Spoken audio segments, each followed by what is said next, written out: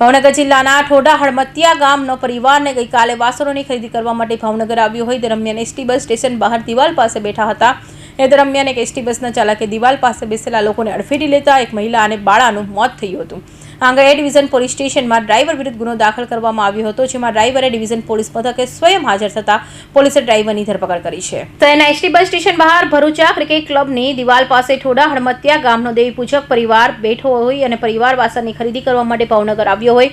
એ દરમિયાન central ST bus સ્ટેશનમાં નીકળેલી એક એસટી બસના ચાલકે દેવી પૂજક પરિવારને અડફેટે લઈ બસ દિવાલ સાથે અથડાતા બસ સ્થળે અને દિવાલ તળે કચરાઈ જતા એક મહિલા અને બાળાનું મોત થયું હતું. સાથે એક મહિલાને ગંભીર ઈજા પહોંચી હતી. આ અંગે બસ ચાલક વિરુદ્ધ એડમિશન પોલીસ સ્ટેશનમાં ફરિયાદ દાખલ કરવામાં આવી હતી.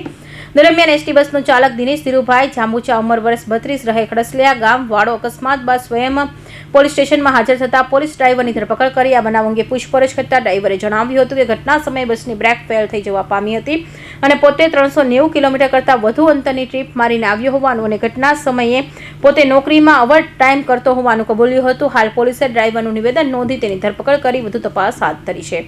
ફિરોઝ મલેક, ભાવનગર.